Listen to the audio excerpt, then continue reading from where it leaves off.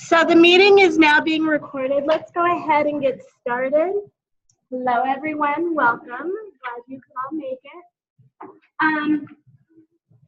So when I did the virtual meeting back in December, that was to collect information from providers as to what the persistent issues are.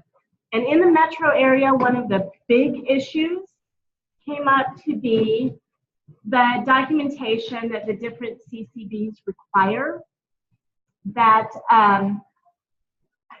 particularly around billing, that they require different formats for the name, different formats for the units, different formats for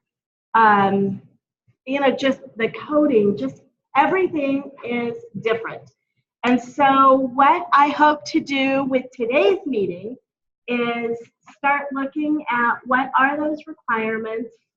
Are there things that are consistent from CCB to CCB? Are there things that can be, maybe we can work with the CCBs to make things more consistent so that it's easier for the provider. So that's kind of where we're going with this today. And if we kind of really go through it and come up with some great ideas and want to move on to one of the other issues that was raised, travel was another big issue statewide, and how that's paid for and reimbursed. And then the ongoing issue of the disconnect between Medicaid and private insurance and EI. Those were the three biggest issues that were raised statewide. So this is a working session, and I really hope that all of you can participate, and even you on the phone. We may need to utilize the chat feature. Because right now I have everybody muted.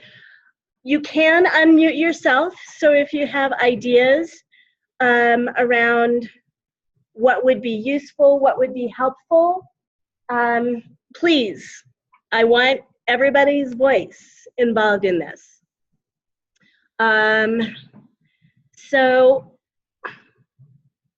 Okay, yeah, the meeting is being recorded. I'm not sure with this being a working session how that's going to work, but we're going to give it a try and just see how it all pans out.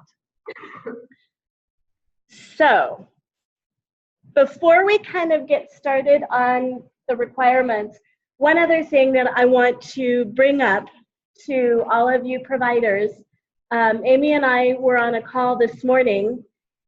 Yes, this is Amy from our office. She is our newest member, and her role is provider training, right, primarily.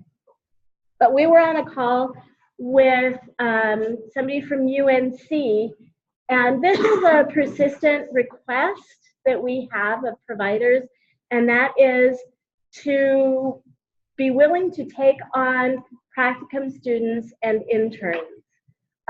Because if we want to grow the number of providers in early intervention, the way to get people interested in early intervention is to show them what early intervention looks like through their practicum and internship experiences. And so I really want to encourage everyone to please step up and take on a student or share a student with another provider. We still do have funding to support providers in taking on practicum students. So if you want to know more about that, you can just send me an email, and I can send you the documentation that we'll need for that. So, on to the issues with billing. And maybe this is where we need to start putting up Amy, maybe this is where we need to start putting up some flip charts. So things that are consistent between all of the CCBs. What do they require when it comes to billing? Monthly invoices, what does that look like? Okay, progress notes.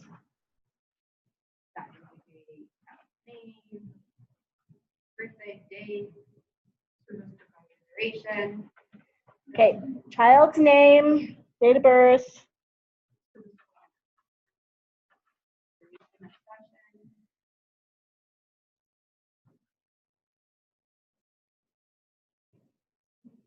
Okay. Let's see, child's,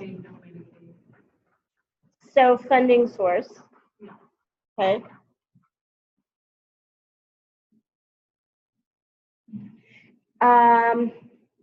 Duration of session. Okay, Beth Scully presented to the Interagency Coordinating Council. Was that just last week? 2 weeks ago. Anyway, she had a PowerPoint that showed the different formatting that the different CCBs, because some CCBs require child's full name, some only require first and last name, some require have a format where the provider puts in the days.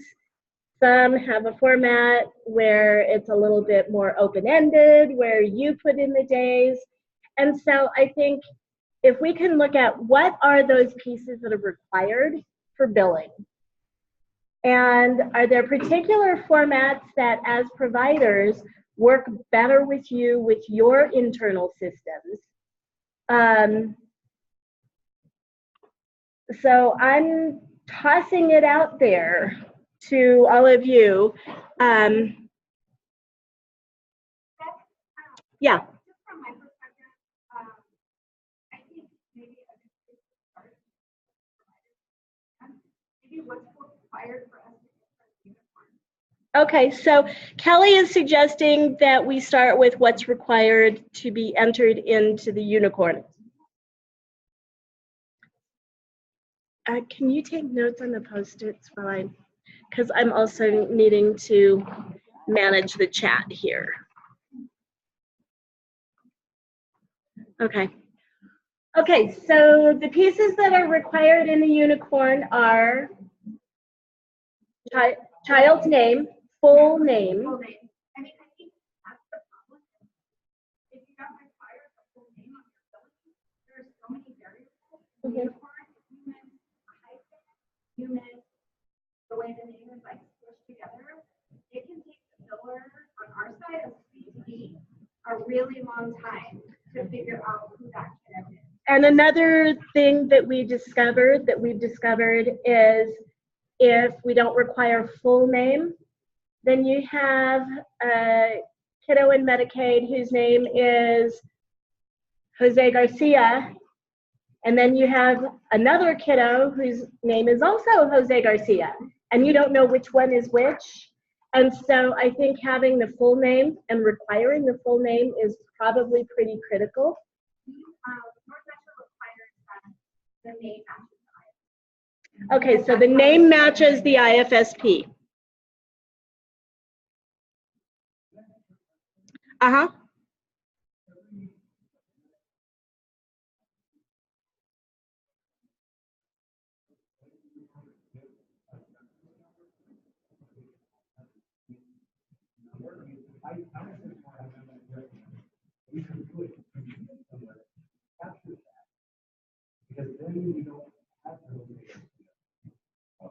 Okay, we can check. Yeah, we can check on that. So the recommendation is to use a number from the unicorn. It could be the client case instead of using a name.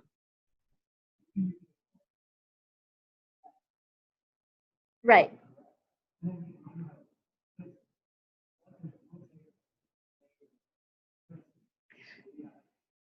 Yeah, yeah. Right.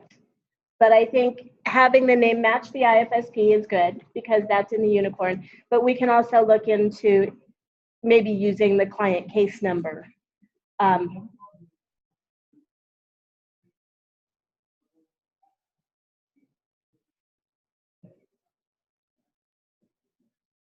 Right.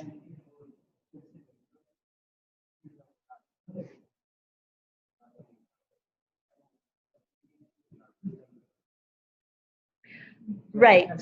So the issue that's being brought up is that sometimes the child's name in Medicaid doesn't necessarily match what's on the IFSP. And I think that's a different problem that we need to continue to work on. But I agree that that's a problem.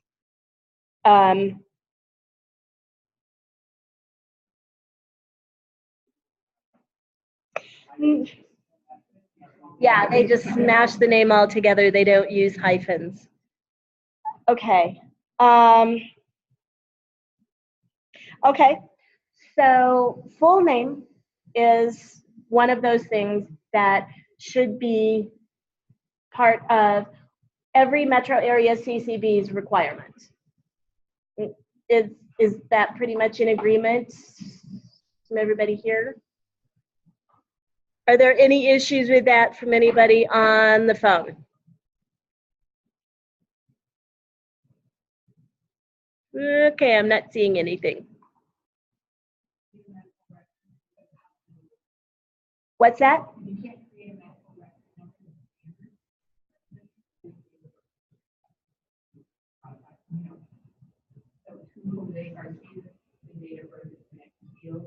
You know what though?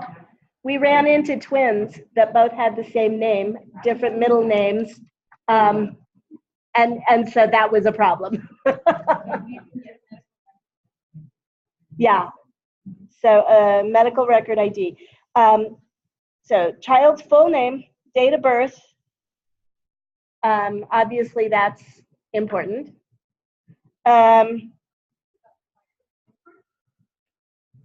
It is. Yeah, date of birth is required in Unicorn.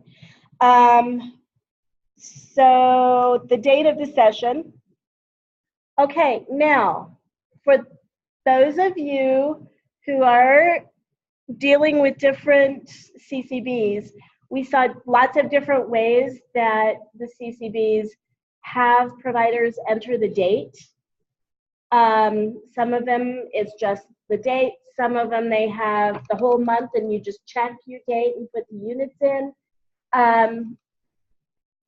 For those of you who bill many different CCBs, what is the easiest way to do it?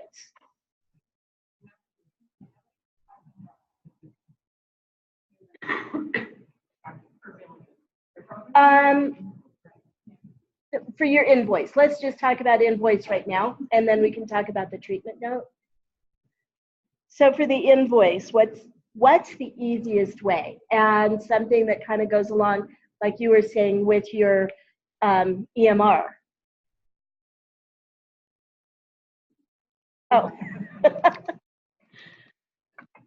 Do folks on the phone have comments about what kind of system works best with your internal billing systems in terms of, you know, capturing the date of service?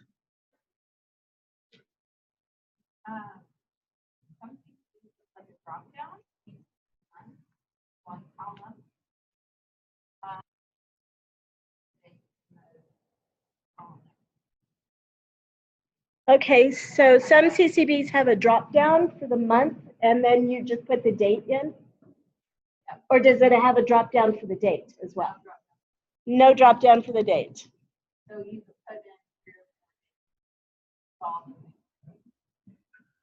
in. Okay, so you can use the drop down for the month and then put in the 4 dates. Okay.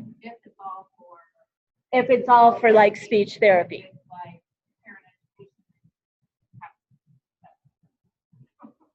Okay.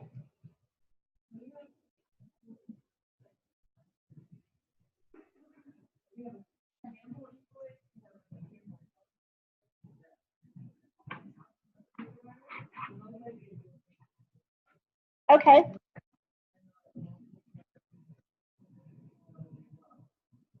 And we have this for MOA, for meetings, service provided, and or like a review, depending on what.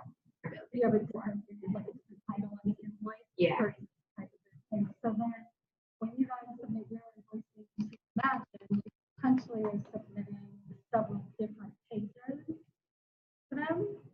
Month span. Yeah. Right? Yeah, there's one invoice per title. Mhm. Okay. Okay. And then the invoice will be similar, but not be exactly the same. Meeting. Correct. And then attaches the product. Well, for a meeting, like I have and we add on that invoice, we just specify what service is. Right, meeting or Is there a place? MOA, and that's Okay, so the conversation in the room is about the forms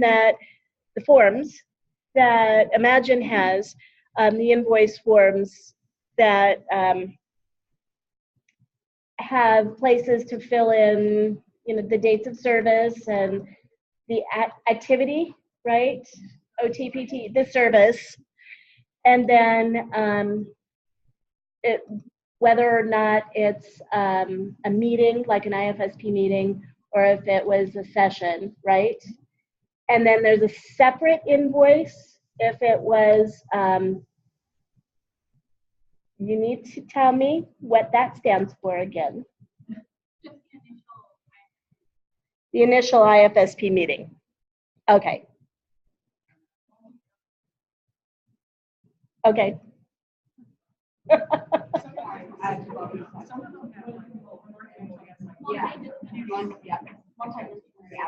Okay, Kelly, can you talk a little bit about the different forms that North Metro has?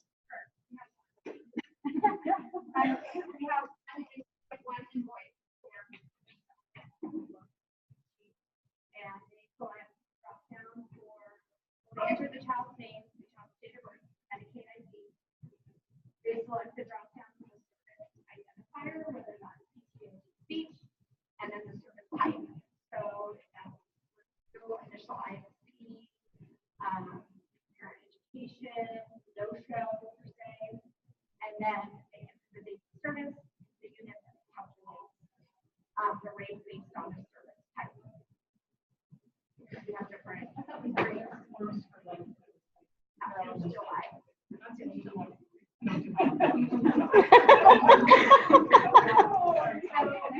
used to be similar to Imagine. I think 6 different billing forms, and it depended on what you did, what activity you did, what billing form you put on. But Yeah. luckily in July, we hired a village, and got it on.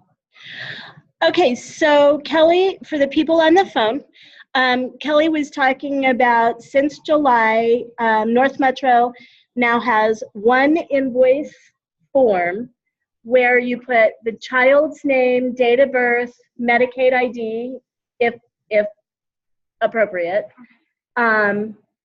The date of service is a drop down? No, Or I think the next column is like service type. okay, so the next column is service type, OTPT, speech. And then the next one is the service. So it's like meeting or session or no show. Okay, parent education. And then the dates of service. And then the number of units. And then it automatically calculates based on the rate that the provider is paid. Okay. Okay. Does that speak to your internal? Does that speak to your internal system that you guys use? Yes. And it does work on the back, but you have to buy Okay, so Kelly is saying the invoice format does work on a Mac, but you have to actually buy the Excel program in order to get it to work.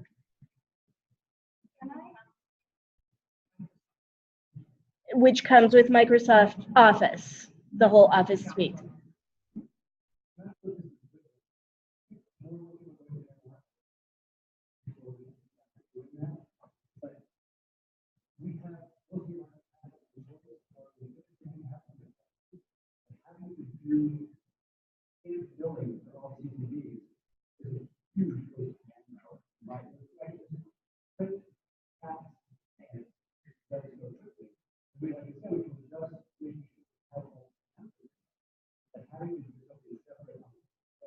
Right, right. So, what's your name again? Oh, Dan. Okay. So what Dan is talking about is if a provider has their own electronic medical record system, it has an invoice format already built into that system. And so it's important to be able to capture all of those pieces without having to use a separate form for each CCB, and to be able to just print out the form, correct? Okay, so that's going back to what are the pieces that are really needed. Because those who don't have an electronic medical record, it sounds like the North Metro form could be pretty easy to use.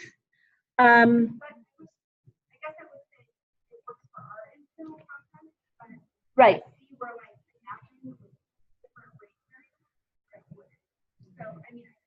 Right. Because you have a standard rate. So Kelly is saying that it works for their internal systems, but it may not work for other CCBs who have variable rates for providers. But there might be a way to maybe adjust it where it gets sent to a provider and the rate is put in for that particular provider. I mean, that might be an option to look at, definitely. Somebody back there had a comment? Yeah. Yeah, what the billing rate is per unit. Uh-huh. So can you guys tell me, raise your hand, who of you are individual sole providers on your own? Okay, who of you are companies with employees? And who of you are switching over or have switched over to an EMR? Okay, I would be really curious to hear at some point from you guys what EMR systems you're using and what the fields of requirement are in the EMR system. Can you guys hear me? Who's speaking? Hi, I'm not sure if you can hear me. This is Ginny Gage. I'm coming in on the phone. Hi. Hi, I just wanted to chime in. You were asking what different people were, and I'm an individual provider on my own. That was it. Thank you. Okay, thank you. Thank you. And then my other question would be for you guys, so all of you obviously contract with them. Anyone here contracts with North Metro?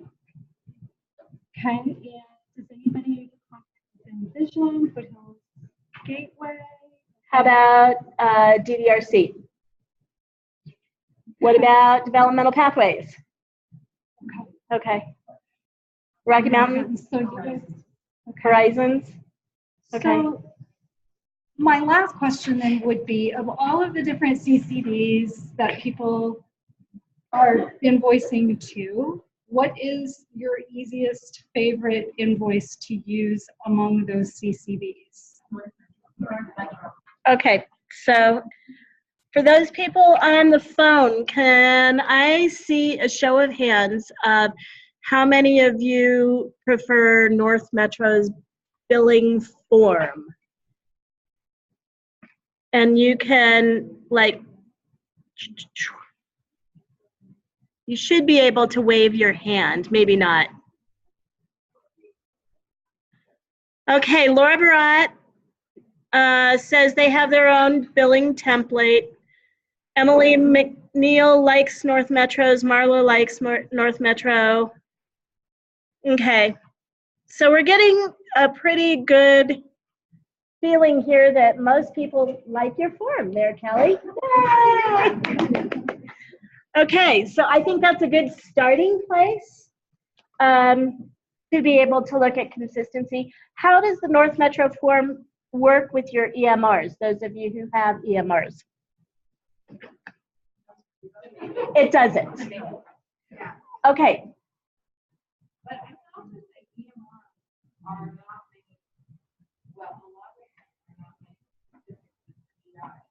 Right.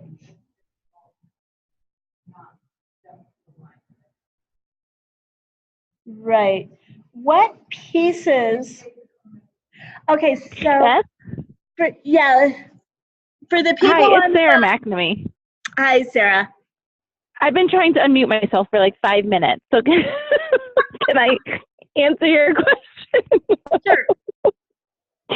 Oh my goodness. I was just going to answer the questions I heard real fast, and then I'll get back on mute. So we use ProviderSoft as our EMR. Okay. And because we build many different CCBs, we just run a report at the end of the month, an activity report, and that gives us all the information about everything we've done, and then we can sort and filter as we need to get the information into the invoices. And the invoice, the CCB invoice, that's actually the easiest for us is developmental pathways. Okay.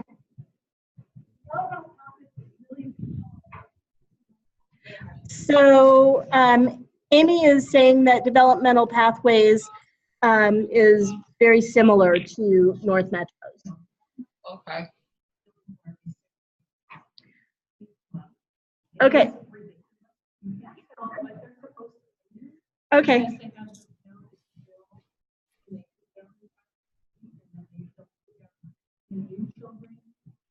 Can you hear me? Just a minute, Sonia. Okay.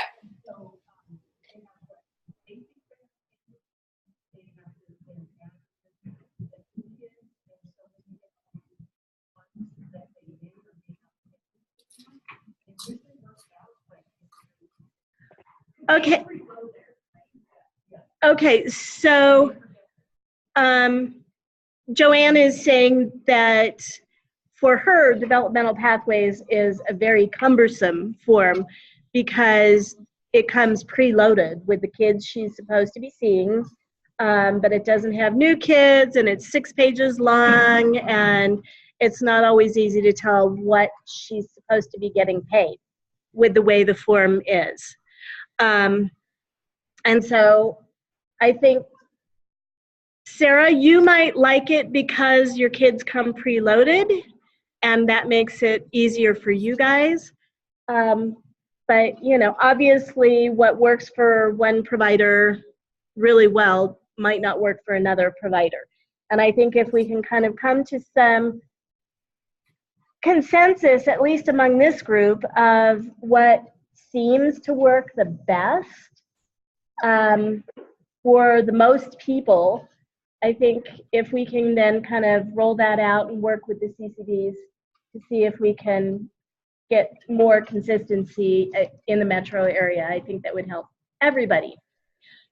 So Sarah mentioned the EMR that they use, ProviderSoft. What do other people use? Yeah. Okay.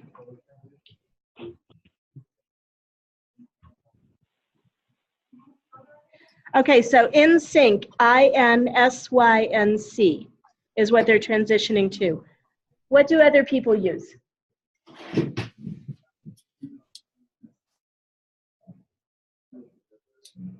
Okay, so Theranest, Raintree, that's what you use.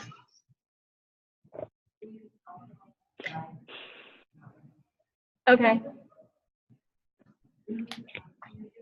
What's that, Fusion? Okay. Okay.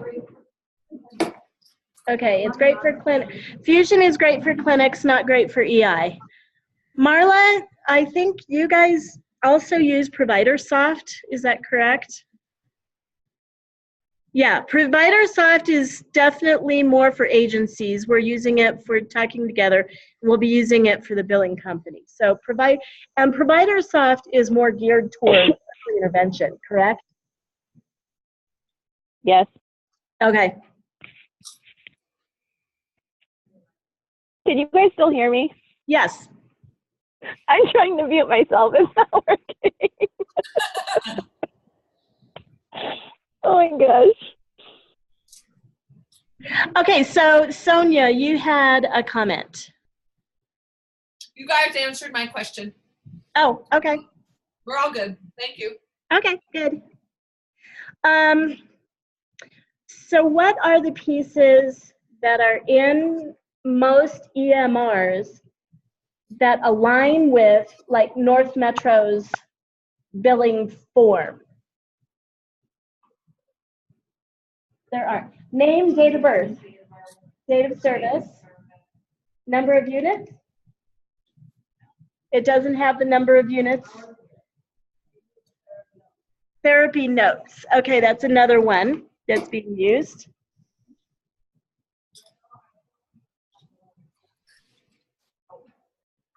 Not for EI.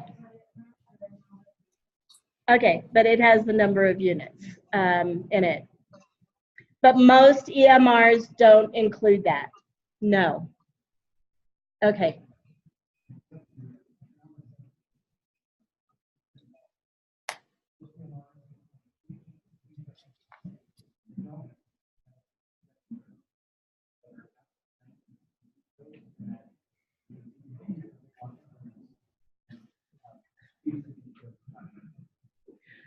Okay, so Dan is saying that for speech, the EMRs, because speech is an untimed code, you can't put in units. And so they have to build different CPT codes that are timed. They have to make them up so that they can bill for the number of units. Well, isn't 1 unit considered 1 hour? For speech it is. Okay. But not for the other 15. And that's only really for Medicaid or private insurance where you're billing the CPT code. If you're billing the CCB, then you do need to break it down. 1 unit is only 15 minutes. That's right.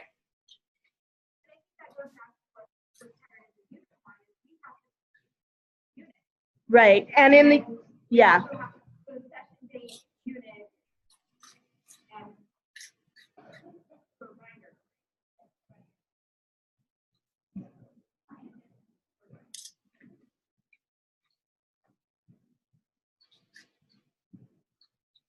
So what's required in the unicorn is session date, number of units, and the provider rate. And service type, yeah.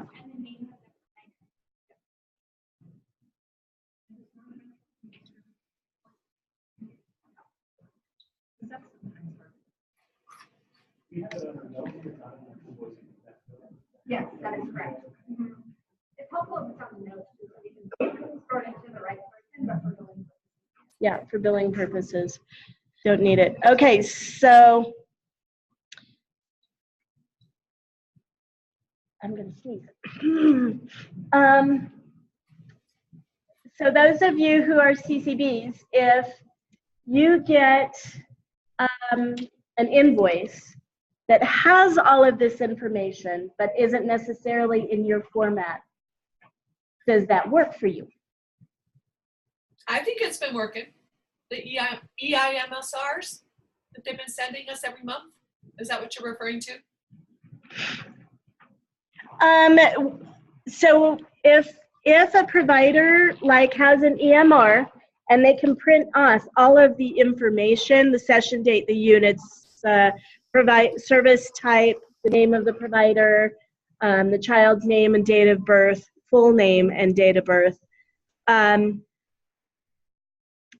I was asking the CCBs if that works for their internal systems, instead of having providers use the CCB's form. And Kelly is saying no. Okay. Yeah.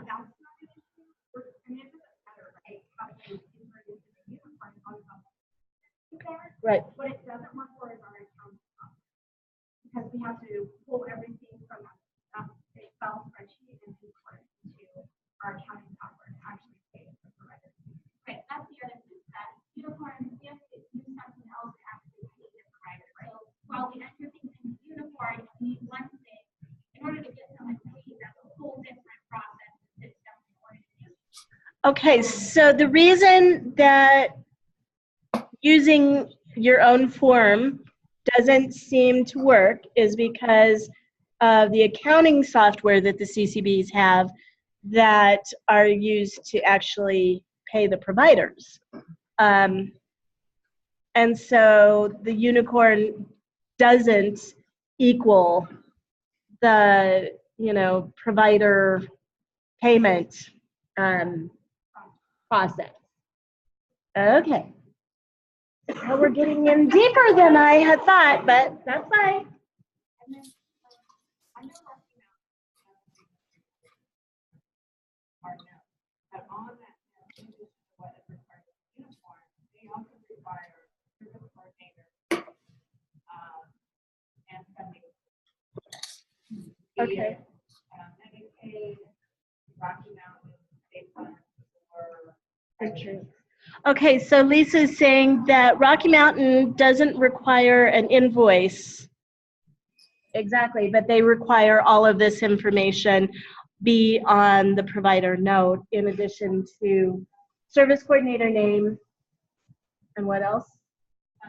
Funding source. Okay.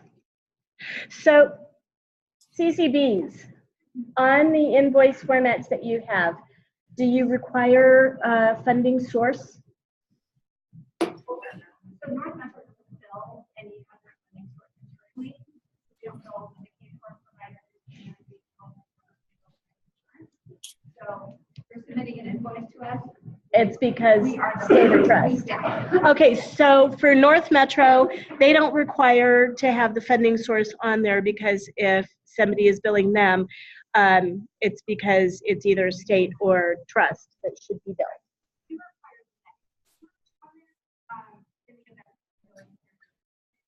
Okay, so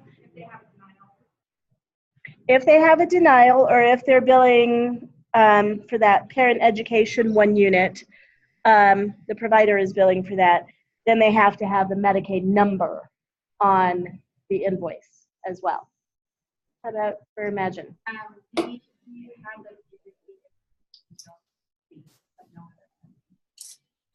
Not even trust? We internally know. Okay. Yeah, right. We know if it's trust fund or if it's state funds. We pull it up. Okay. Okay. So for Imagine, they only need to know if it's state funds.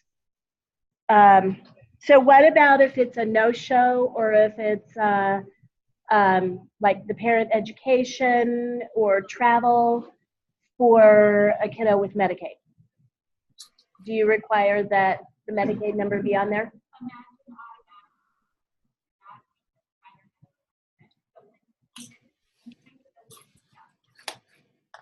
Okay, so things like travel and no-shows and parent education get automatically paid by Imagine for a kiddo with Medicaid.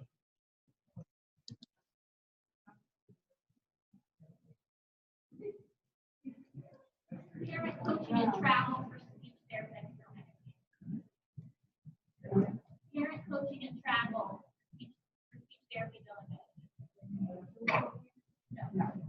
Okay, and that's The 1 unit. Yeah. okay. So we're just talking about the details about Imagine. That they speech therapist can bill for travel or the 1 unit, correct? And Envision. Okay, but Imagine only does 1 unit for the parent education and travel combined? Okay, so travel and parent education are separate. Okay. But only for speech. Correct? Correct. Okay. Okay. Hi again. This is Ginny Gage. Hi, Jenny. Hi, I apologize. I misunderstood what you just said about what Imagine pays for Medicaid for speech therapy. Could you repeat that, please? They will pay for travel and 1 unit for parent education if the speech therapist is doing activities that aren't billable to Medicaid. So if you're like working on potty training with the family. Okay, so is it 1 unit for travel plus 1 unit for parent training, or 1 unit combined? They're separate. And do you pay time travel or do you pay mileage? Okay, so imagine a provider can bill 1 unit for travel and can bill 1 unit for the parent education.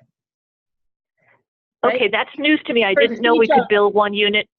Okay, I'm a speech therapist, and I didn't know we could bill 1 unit for travel.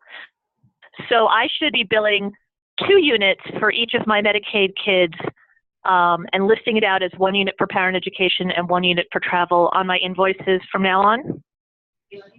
Are you a speech therapist? Yes, ma'am. Yes, you can. Yeah. Sweet. Thank you.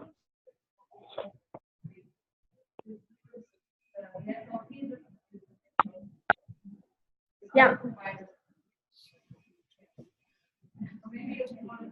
It's only for Medicaid to cover the separation and the differentiation of the unit that you get as reimbursed for Medicaid. So because the speech reimbursement is so much lower than any other reimbursement, the unit is covering the difference. And we have talked about this. Yeah. It's only for Medicaid. Yeah. Yeah. Okay, so for those on the phone, this is only Imagine, and it's only for speech therapists, and it really is to help, and only for kids who have Medicaid. And it really is to just kind of like cover the discrepancy that SLPs have with the rate that they get paid through Medicaid versus OT and PTs, what they can get paid. So I have a question. So Yes. if I already billed like a client over the summer, I saw Medicaid 7 times. I did not know about the travel. Can I go back and bill it now if it's still within a year?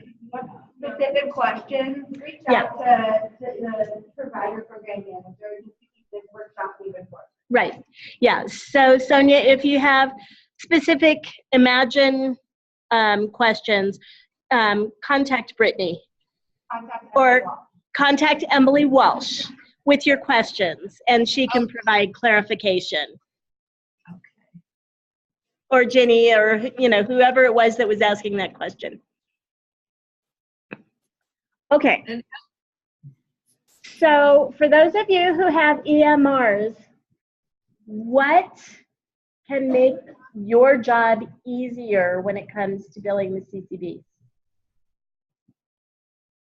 What? Click and send. Except your EMRs don't have all of the information that they need.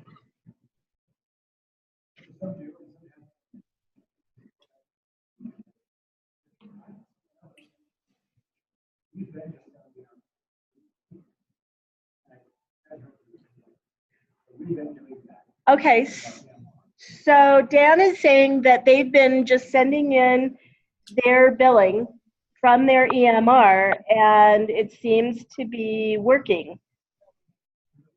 Okay. Okay.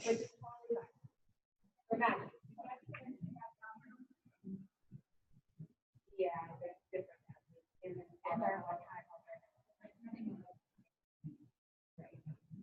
because none of the systems speak to each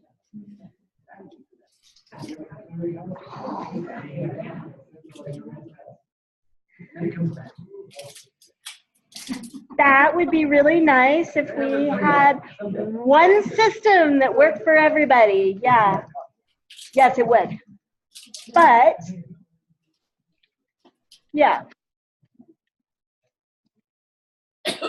Yeah. Okay. So,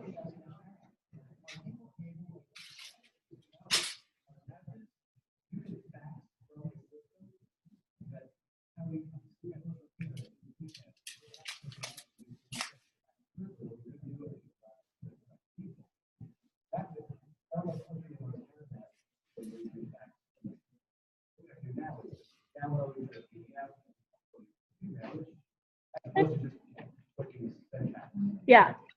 So some EMR systems, it looks like, have the ability to fax directly from the system to the CCB as long as the CCB has a fax that they can use for the billing to go to. Yeah. Still have faxes. Yeah. Yeah. So that might be easier to have a fax.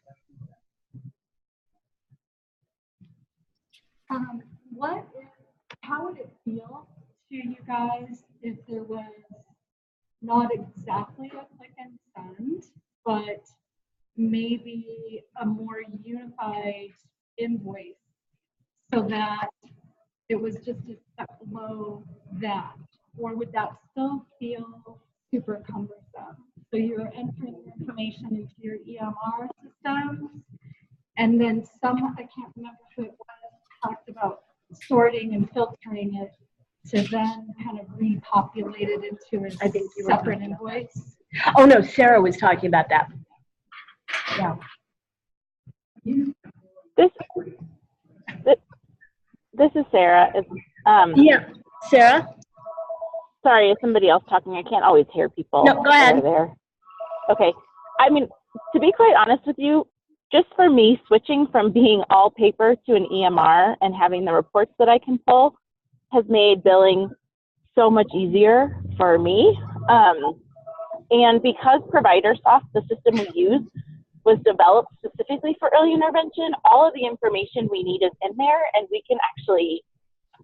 we've been able to create notes and individualize it how we need to for that information. So, I mean, yeah, it takes some time having to input into each CCB invoice, but because it's all right there, it really does not take even close to as much time as it used to. And we have a lot of kids. I mean, we see a lot of kids. So, okay, well, that's of course, a click and send would be great. And I think that the reports that we're able to pull get all of that in pretty easily. okay. So sounds like that's a worthwhile system. If those of you who are, interested in looking into EMRs, you might check out ProviderSoft. That might be an option. Okay, so I think we pretty much kind of have what's required. And then it's really looking at North Metro's form and how that works with your accounting system and Imagine's form. And is there a way to make the forms a little bit more similar that works for your accounting software? And then also talking with, the other metro area CCBs and see if there might be a way to come up with like one form that really works for most situations for most CCBs in the metro area. And I think I can take that back to the MAC group. Okay. Okay.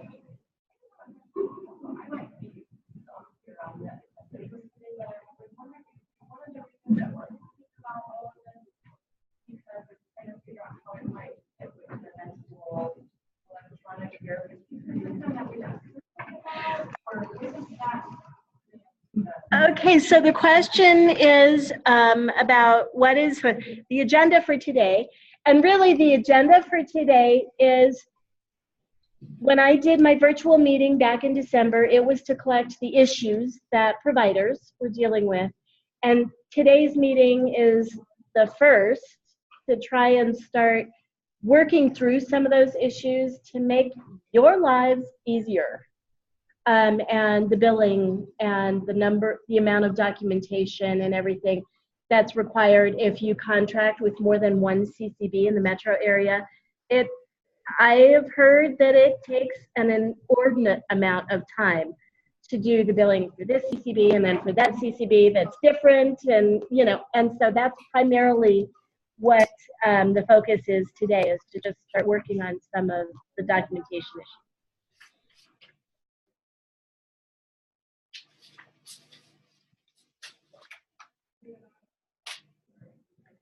That's a whole nother issue. I can at least tell everybody about that, because it is in 2020, everyone is going to have to do electronic visit verification. And starting in April, Medicaid is piloting that system statewide. And this is like every provider who provides services to individuals in Medicaid. So it's not just EI, this is all providers. But if you want more information or to get in on the meetings, because there are monthly stakeholder meetings, go to the Medicaid website and just put in EVV for electronic visit verification, and you can get more information. Yes? Did you have a question? Yeah, can you define that real quickly? Electronic visit verification is when you start a visit, you clock in, basically, and when you end the visit, you clock out. And Medicaid has an app that you can use, but some EMR systems have that built in, the electronic visit verification. It's basically to just make sure that visits are occurring like they're supposed to according to the plan. I don't know if at some point they are going to use that verification to justify the billing, or to either create the billing or whatever, but that's that's a Medicaid thing, and it's probably going to happen at some point. No, nobody is using it now. It was supposed to start January 1st of 2019, but federally they pushed it back to 2020.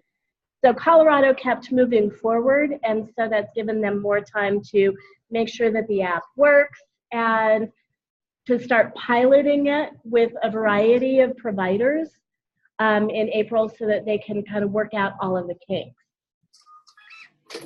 But that's, yeah, it's going to be interesting for those that have no cell service and no internet. There is supposed to be like a call-in option.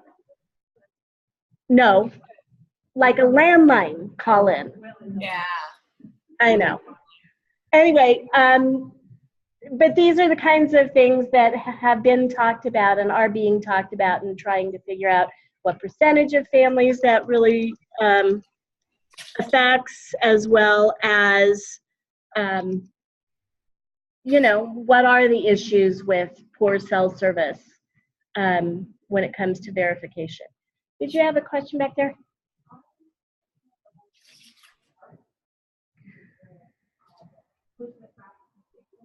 Okay. Okay, so the speech PARs, and this is another new Medicaid thing, starting February 1st, so coming up, you can get into the EQ Suite system and start creating the PARs. The PARs won't be required until April for the billing. That was the latest information from Medicaid. Yeah, that was on the last bulletin.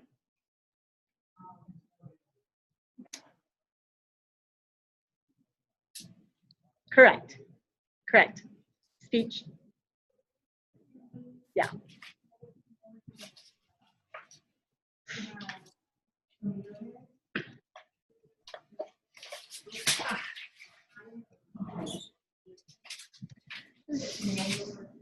So the question about the speech PARs is OTs and PTs have some free units that they can use while they're getting the PAR in place. Speech therapists don't have that option. And this goes back to the way the legislation was written last year, that every visit has to be covered by a PAR. So that creates other challenges.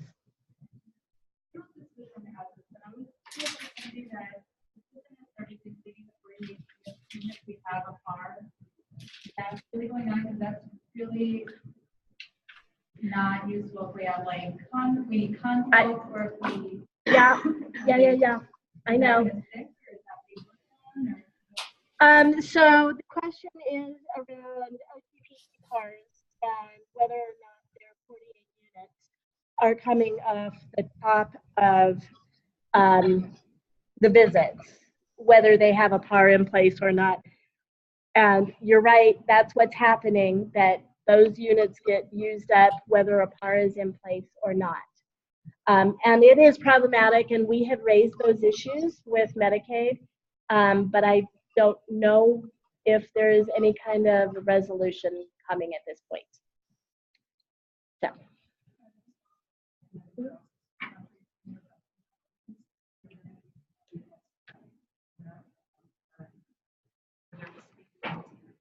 Right, so if you're subcontracting with a home health agency, you have to have a PAR no matter what. So, back to documentation. Yay! That's okay. I mean, this is good because these are the hot issues at the moment. So back to documentation. I think we've kind of talked about the billing. Now let's talk about treatment notes. And what additional information is required on treatment notes that might not be required on the billing? I've heard service coordinator name. What else? Parent signature. Now, who all requires that? Imagine requires, it's suggested. Okay, so, okay. Okay, but North Metro requires service coordinator name, correct? Strongly recommended, encouraged. It would be nice if it was on there because then you can funnel the notes to the correct person. Right. Most EMRs don't have service coordinator. Yeah. Okay, so EMRs can be kind of adjusted to have a place to put in a service coordinator name or handwrite it in. See, but then it gets back to more work. Yeah.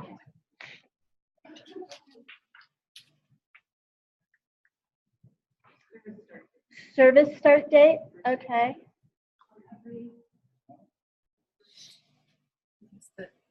The date of the service and the units. The very first time that the provider receives the patient in that discipline, that start date is supposed to be carried over. Okay, so the start date when a provider starts seeing a child should be carried over onto each note.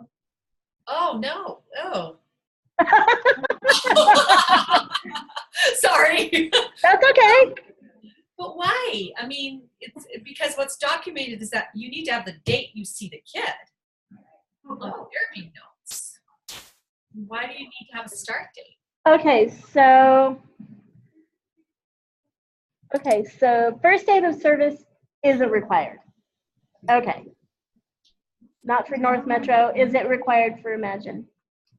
Okay. No, it is not. So other than the information that's on the billing, service coordinator is really the only other thing that is required. Well, content, of course. Time in and time out.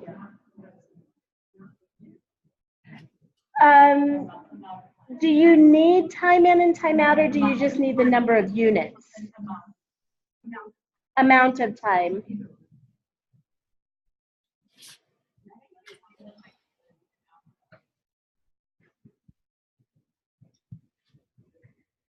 And that ties back to what's coming with the EVV, time in, time out. I said units.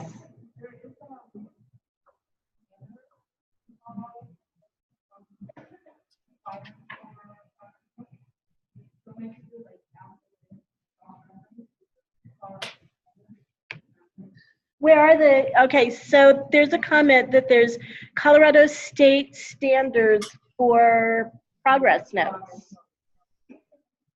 Where are those? Who has those?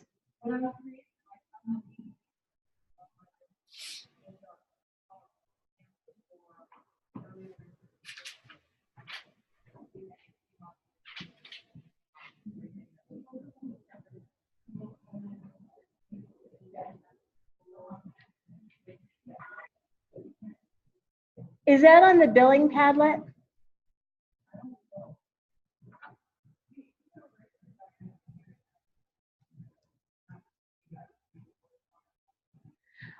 Okay, yeah, so that's what we put on the Padlet, and they're not, they're suggested, they're not required. I wouldn't call them standards yet. We're working on that.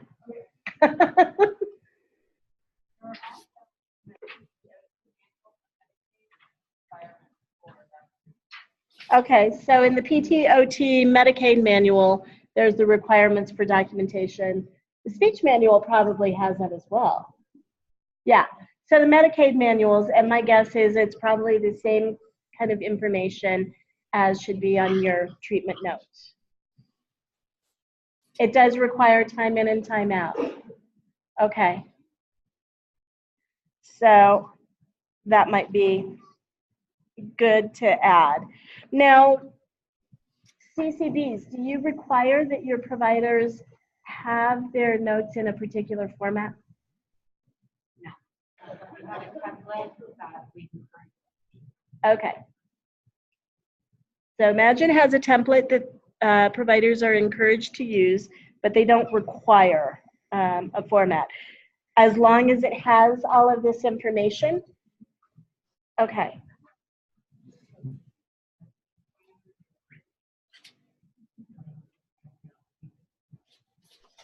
So parent, okay, so parent signature I think is suggested. Therapist signature truly is required. Service date I think is required. This is just a list of what some CCBs request on their business. Okay. But nothing requires necessarily that we're saying this is what you guys are What is required? Things that are required. Yeah.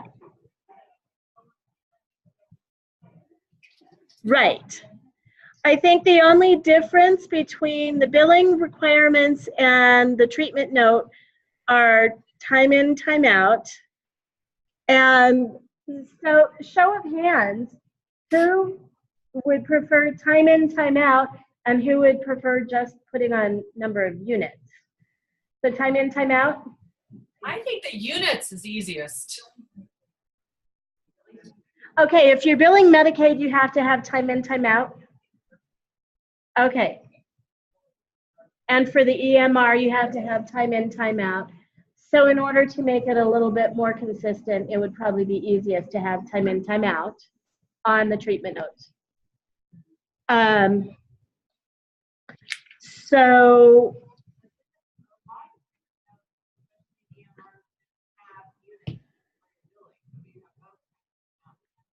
okay, so Lisa's saying that some EMRs have both time in, time out, and the number of units. Okay.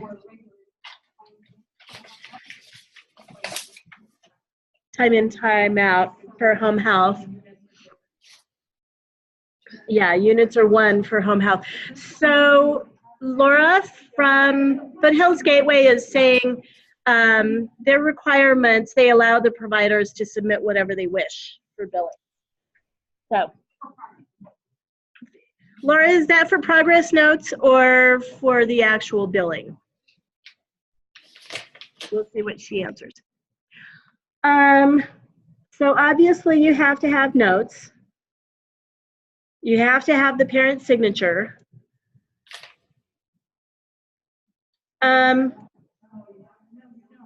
Not the parent signature, the therapist signature.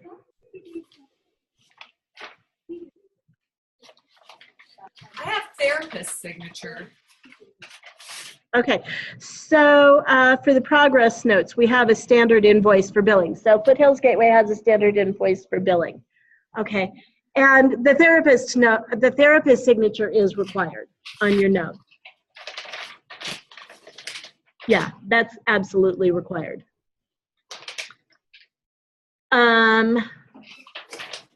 Yeah. The service date, service coordinator name, and I think it's required for Imagine. I think it's also, well, maybe highly suggested for North Metro, and I think it's helpful.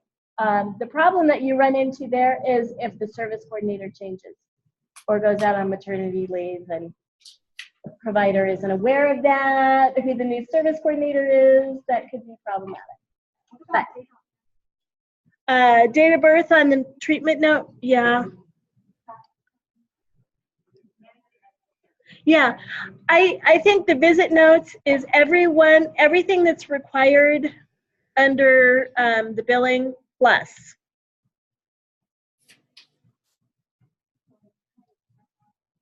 Yeah. Okay.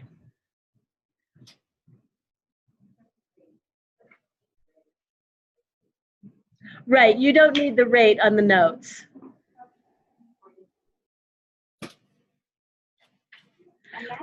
Well,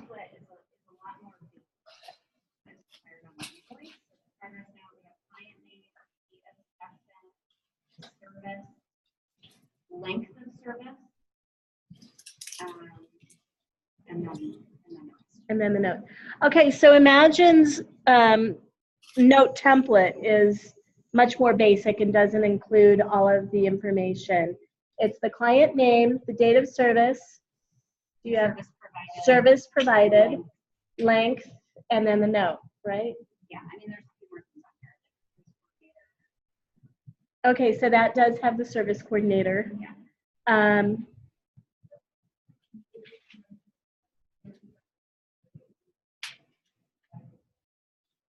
It does. Yeah, so you can choose, is this initial, a regular session, consult, annual, review?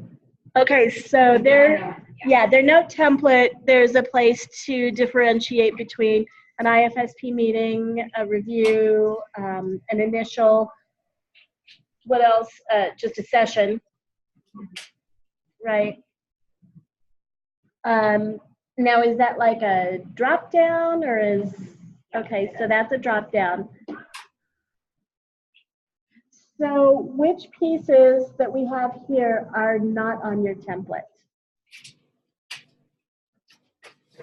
Date of birth. Yeah. Units. We do not require parent signature. There's a spot for it, but it says not required. Right. You require provider signature. Notes obviously on there. As far as funding source, that's on there too. Okay, so it sounds like yours pretty much has everything besides date of birth, but really a treatment note should have the child's date of birth on it. But if it's attached to the invoice, the problem is the content is so related to the date of birth. You know, like, yeah, you know, we're treating a developmental delay. I think the date of birth needs to be on there every time. Not only, yeah. And then also identify the patient. Well, and I think best practice for treatment notes is the child's name and date of birth. Back here. We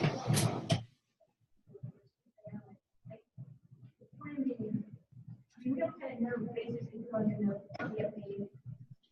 Like more things like, am I just like CPT to get paid by Medicaid? Like that's kind of where I thought this was going. This is why you need to make sure that you're getting It's right now it's like which therapeutic activity not for you.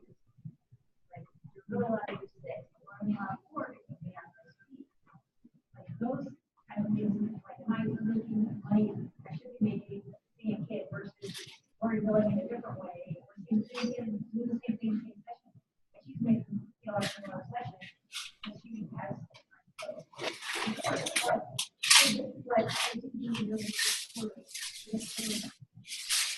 okay. Right.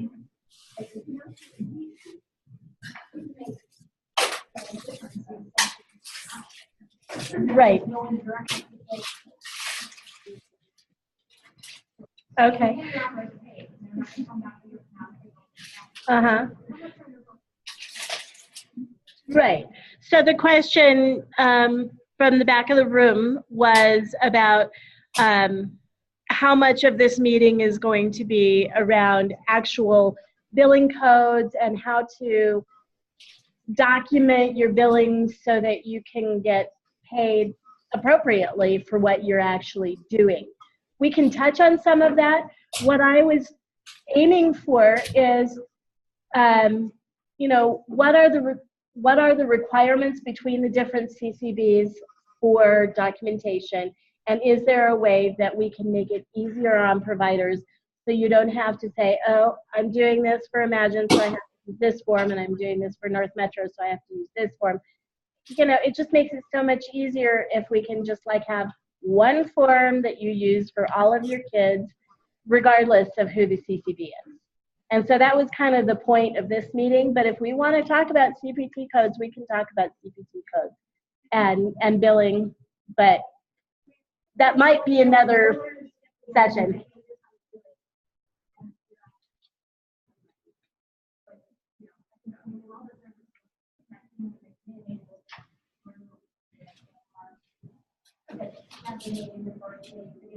Right. But I think some of the CCBs require different things on the notes. And like if you have an EMR and you have to print it out or type this other stuff in, that takes more time because you're doing all of this work by hand for your kids. Whereas, you know, if it could be, if we really can distill it down to this is the information that actually has to be on there, and is there a way to make the EMR so that it prints out that information so that they're not having to do a lot of extra work by hand.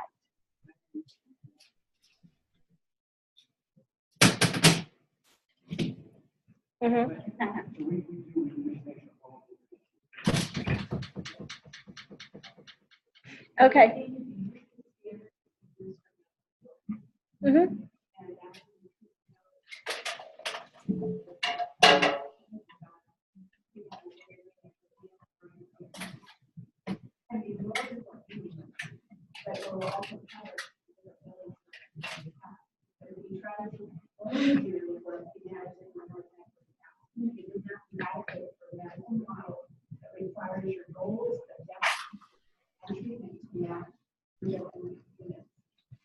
Right. Like for instance, how to sit on my treatment codes, how many units, I in, I out, and I don't necessarily give that to them, but I keep my own copy so that when I import into the portal for Medicaid, I have my documentation of what I've done for you. But my treatment note reflects that more than it does the IFS people when objective. Right. And barely explain why it's going to be what you're doing. Yeah. So Lori is suggesting that the treatment note have everything that would be required for insurance and medical billing, which tends to be more than what the CCBs require. But It's the same information regardless of funding source, which is one of the other things that we're trying to look at is how can we keep it equitable across all funding sources. Again, so you don't have to do, you know, this for private insurance, this for Medicaid, this for CCB, you know, it's like have one form and be done with it. So, you know, there really is a difference what we feel given a funding source. For example, you know, there's big companies, Cigna, United Health, Blue Cross, they would like our notes to look very much like the medical model notes. Right. They don't care that this is a baby. They don't care that we write IFSPs in very, you know, people, parent-friendly language. They really actually will deny a lot of things that don't sound medical enough or don't justify it. So, you know, that I think is a real discrepancy in how we write our notes. Right. You know, certainly would like someone to look on that, you know, because I would almost have to write a different note. And that's actually what's nice about some of the EMR systems is that it does use that more of the adult model of how to report things, but they have their, you know, their reviewers are linking that CPT code with what you said, you know, to justify doing that code. And for kids, it's really hard, you know, when you're looking at developmental levels, to say that the reason is a delay. We often get denials because they're saying, well, delay means a psychological, you know, cognitive problem, not necessarily a physical or neurological problem. Right. So, what's your name? Carolyn is talking about the discrepancy between what needs to be on a medical note for insurance and Medicaid and what needs to be on a note that's more closely tied to the IFSP. And that's what we tried to provide examples of on the billing tablet is notes that would satisfy Medicaid, but also have that piece on the note that ties back more to the IFSP.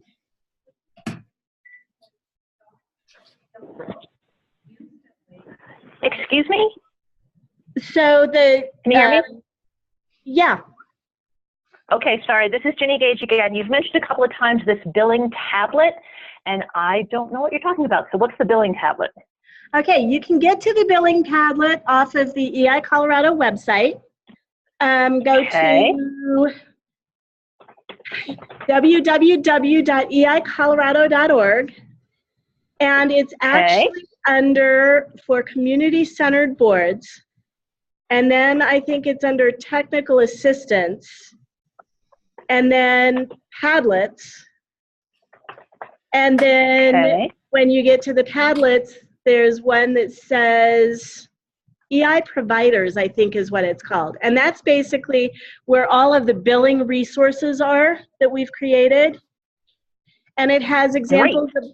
It has examples of billing codes that are commonly used in EI. I'm trying to think. Yeah. I think it's technical assistance and then Padlets. Great, thanks so much.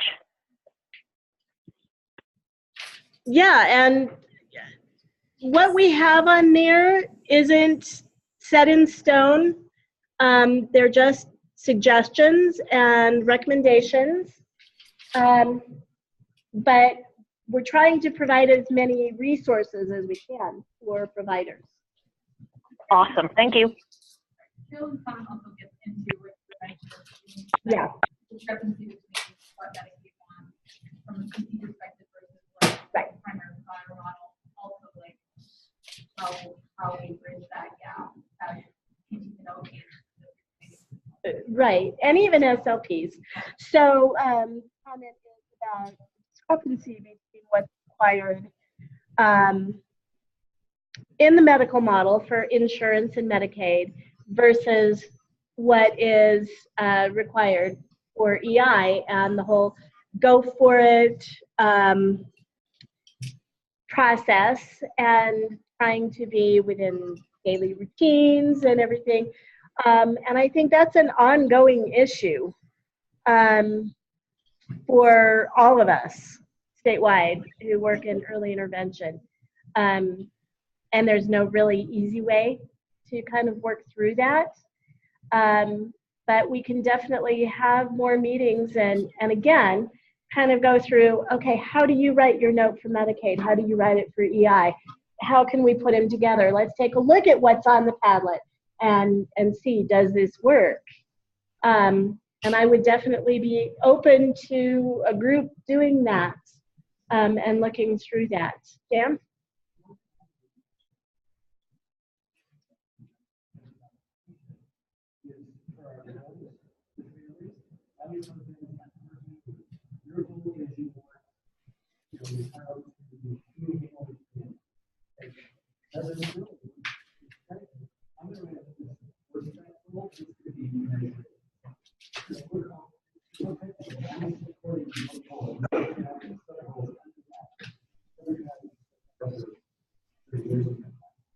Okay, so Dan was saying that when he first meets with families and looks at the outcome on the IFSP, you know, we want our child to be able to tell us what he wants to eat at lunchtime.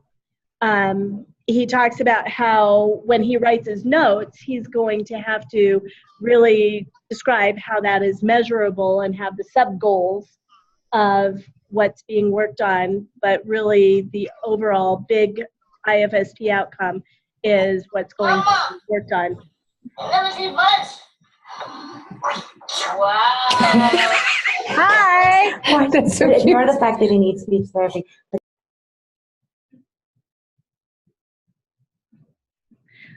Okay, so somebody from Vail is coming in. They're kids. It's your kids. Okay. So, Sonia. Joanne.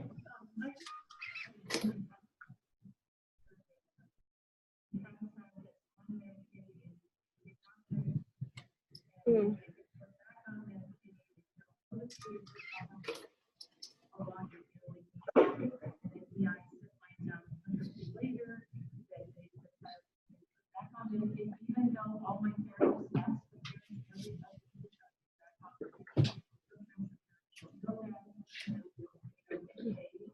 And it seems like a solution for that is that somebody, either at the state office or somebody at the CCD, could run Medicaid eligibility on all the kids every month.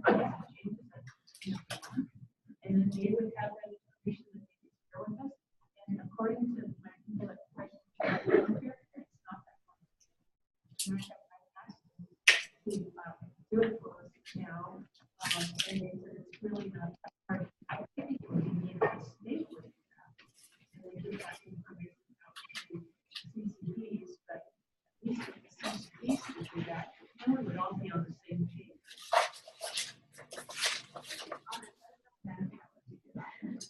Right. Yeah. Right.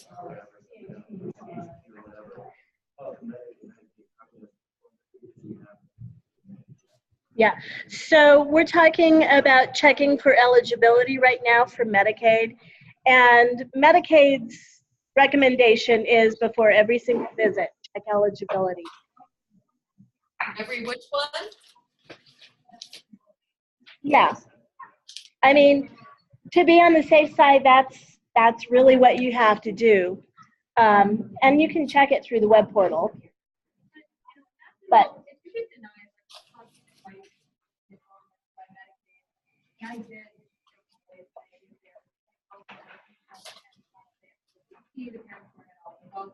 they were able to get me authorization really quickly. But imagine we're also like cover denial if the kid straight up denied. So it's not like you're not going to get the problem. So okay, let me just go back. The problem is only the problem is not that they continue to be eligible. It's or they never are on, and then all of a sudden they are on. So it seems like it needs to be running names of the kids that are on hard speed funding. on the Medicaid.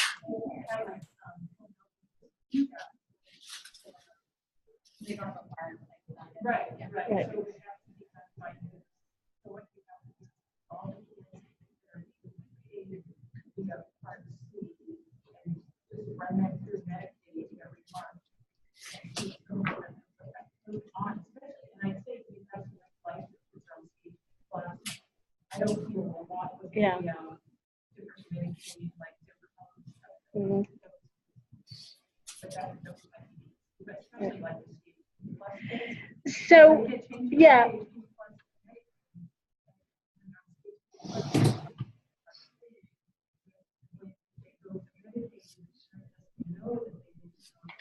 Right. And bill Medicaid. Because you don't have a PAR. Yeah. So the issue, the issue that's being discussed is eligibility, and when kids have been on Medicaid and then go off, or if they weren't on Medicaid and then they go on, and the provider doesn't find out for a month or two, they can't go back and bill. Actually, though, you could go back and bill, get a denial, and then you have that denial on file, and the CCB. Yeah, I know they won't do that. Yeah.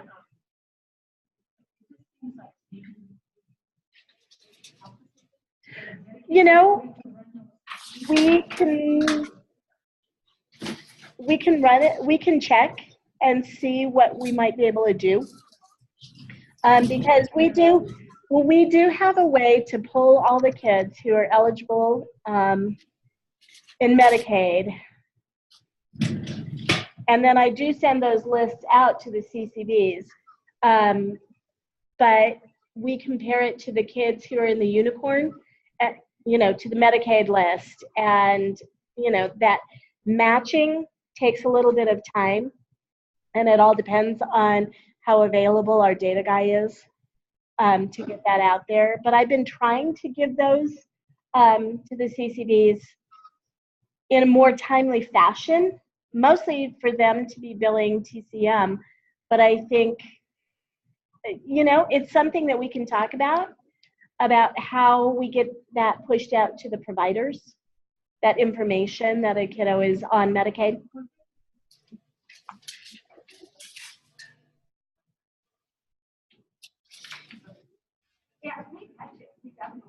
Yeah, okay.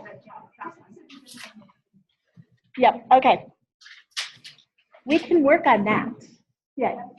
Lisa?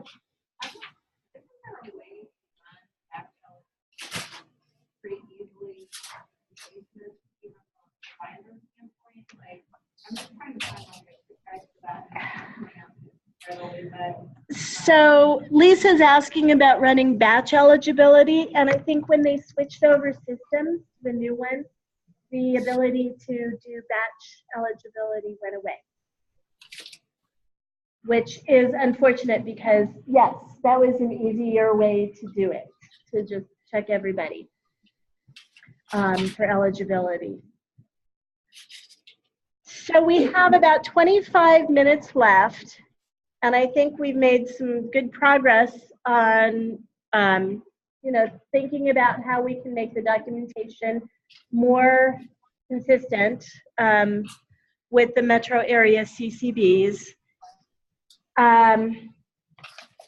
So my question to you all is, some of the other issues that were raised were reimbursement for travel, and just travel in general, and some of the challenges that brings up.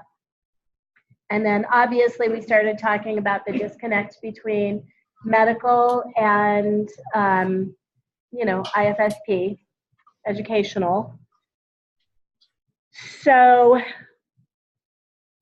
my question to you is, do you want to talk about one of those topics? Do you want to raise other issues that you all deal with, that you would like more guidance, support?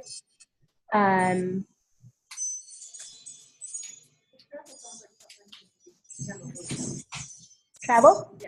Okay? So, Uh-oh. Sorry. Okay. so travel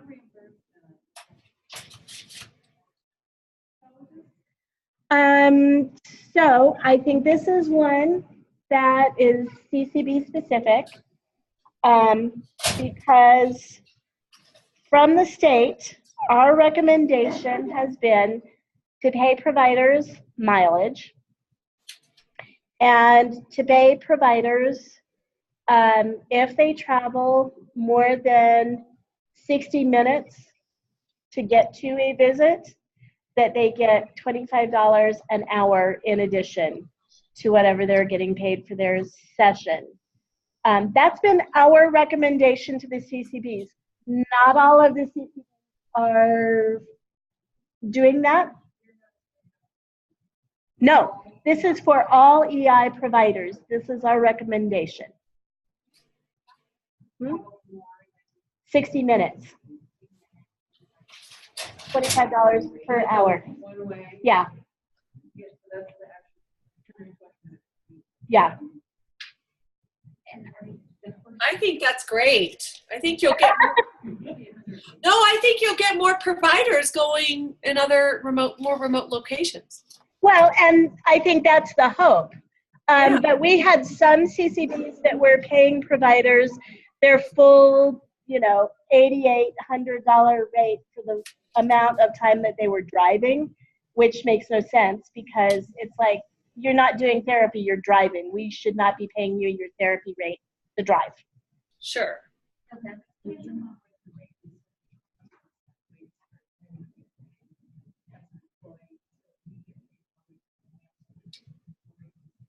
You do drive great distances for Horizons. Yes. That we keep providers in mind, that a provider is an employee or a contractor. You can pay both. So the question is paying for mileage, and she's asking, is that for an employee or for a contractor or for both? Well, if it's an employee,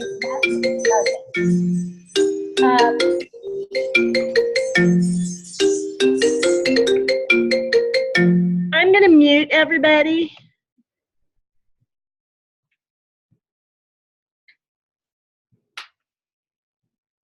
Wait a minute, where did we go here?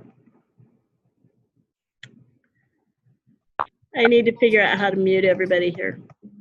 Oh, there we go, mute all. So the recommendation, okay, so for employed providers, mileage is on your budget that you turned into the state and had to be approved. Our recommendation is that you also pay your providers mileage, your independent contractors. But that really varies from CCB to CCB what they are willing and what they pay, or if they pay for mileage.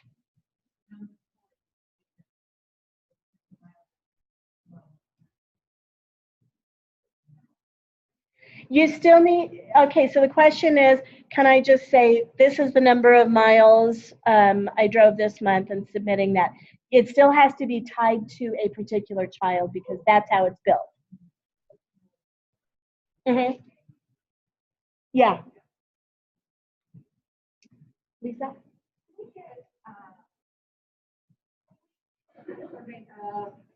What CCB pays for mileage and what they pay? So right now, okay, so we have Imagine, and we know that you guys will pay,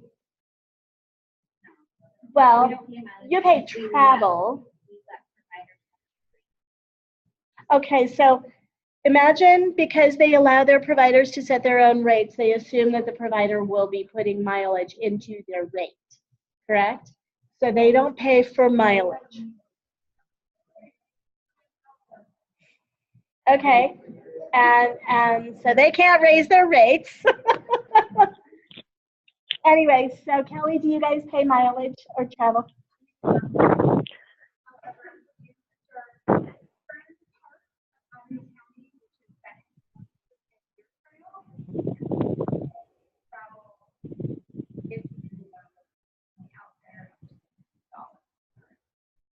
Okay, so North Metro pays kind of an extra stipend of $20 if their providers are willing to go way out east, like to Deer Trail or Bennett or Strasburg.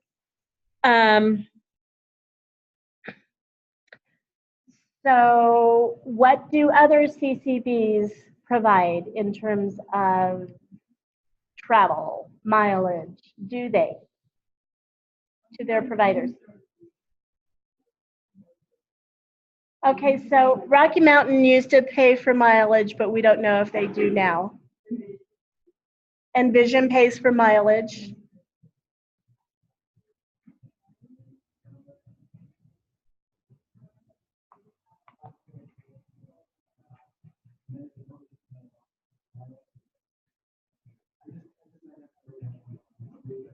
Okay. And hopefully they, you know, are going by our guidelines, mileage, and then over a certain amount. Okay, so Envision is paying a flat fee.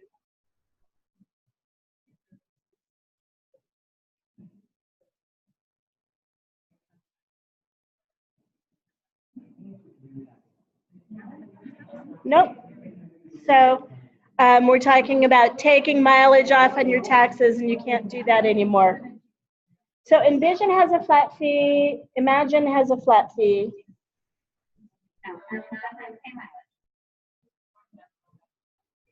But you have a flat fee for SLPs who bill Medicaid. Yeah.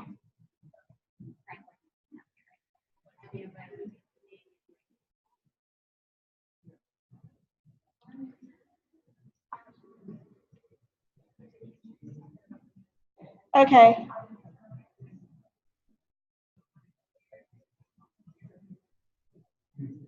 Okay, so Amy is saying that Rocky Mountain has like a flat rate that they are paying providers to kind of like get their rate up to what they used to pay. But they're calling some of it travel. So let's see, we have Envision, Imagine, Rocky Mountain, North Metro, only for the eastern part.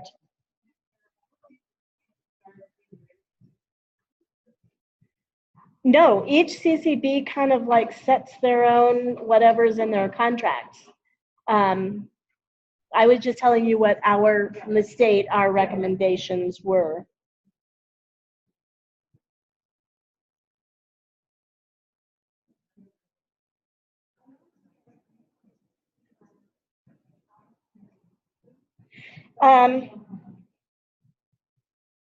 Yeah, DDRC, I think they negotiate with providers to go extra.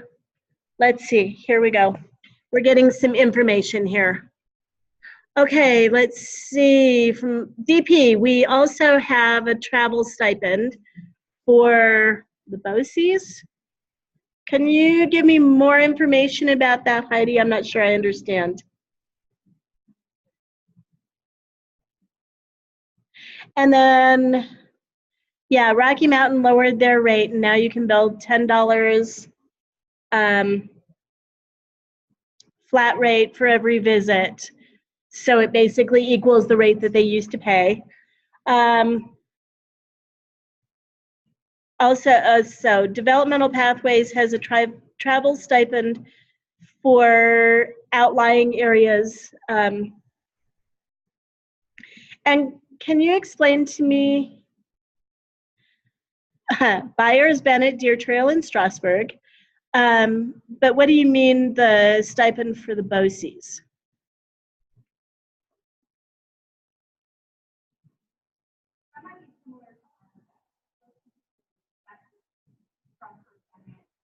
Okay, yeah. Okay, so Idaho Springs and Georgetown.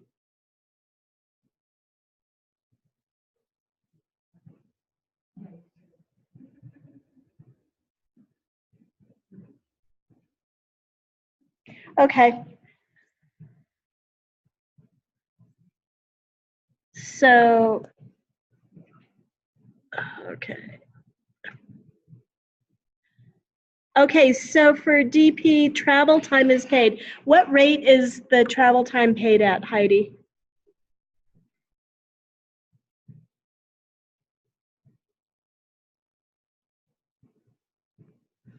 Hopefully she'll give us an answer. That's for DP. Yeah.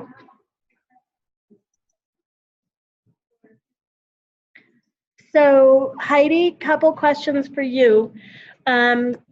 So is the travel time paid, is that a flat rate? Is it by hour? And is that different than the stipend?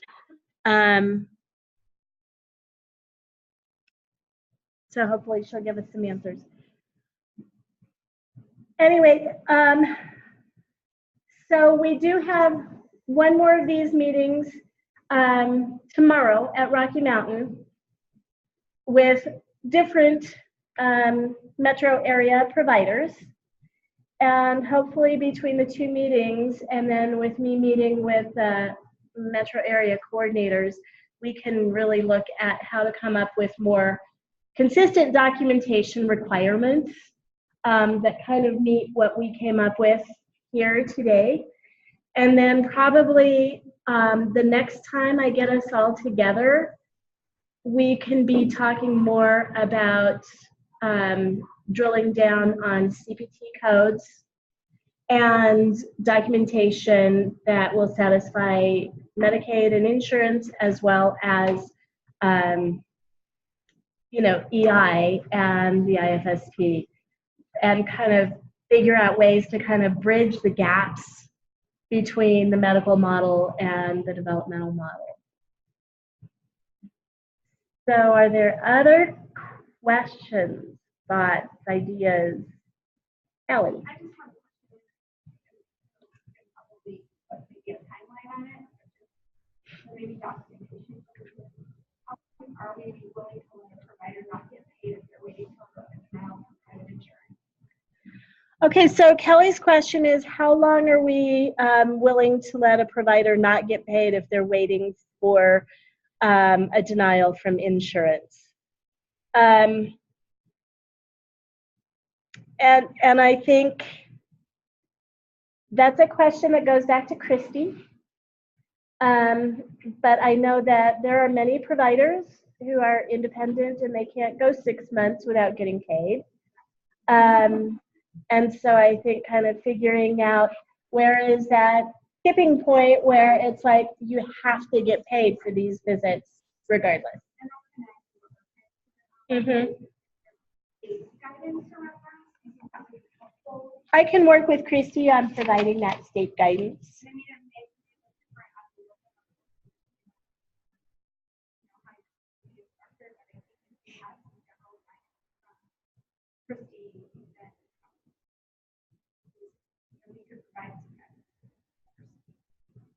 Okay.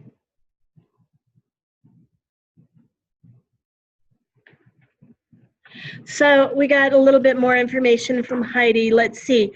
It's a flat rate for outlying areas only. The flat rate varies based on the distance the provider travels to the outlying area. Okay, thank you, Heidi. Okay, so state guidance about how long to wait for an insurance denial before paying the provider, okay? And then if we do take the provider, maybe what sort of documentation from that? Right,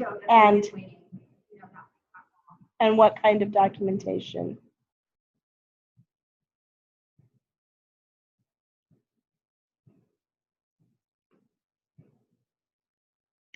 Of the provider. Okay. Okay. Good. Well, thank you, everyone. And I probably won't schedule another one of these probably for a couple of months because I need to go down south and talk to the providers down there and probably out east and in the mountains, and because I want to get all of the providers. But Are all of you getting the information through the provider portal chatter? Like the ones that are set in the middle of the night. Yes, probably, because it should be in your email, and it's a link to your the provider portal chatter, because I post things in the provider portal chatter. You should be getting them. If you are in the provider portal, you should be getting chatter notifications, and if you're not, they're probably going to your spam. I think it probably comes across as DCFS Salesforce. Yeah, it has Salesforce, DCFS Salesforce. And you have to tell it multiple times that you don't want it to go to spam. But that's where I'm putting information about these meetings. And I ask the PI directors to forward information to the providers. But if you can be getting these through the provider portal, that's good, because I'm posting other things on the provider portal. We're getting monthly assistive technology tips that I have been putting on the provider portal as well. And so it's really cool because it's a focus. A couple months ago, it was on sensory, and the assistive technology partners had different things in their loan bank that can be used to help with sensory. And then this last one was around, I think, gross motor positioning. And they had a whole bunch of like positioning equipments and stuff like that. So anyway, those are some of the things that are coming through the provider portal chatter. Everybody should be in the provider portal. You have to be in to be assigned.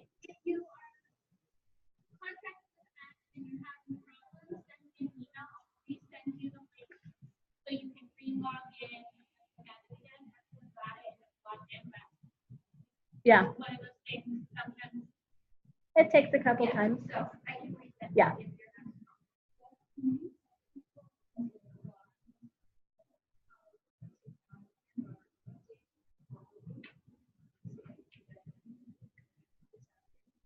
They automatically get the chatter, the provider chatter. Once they're into the system, it's automatic.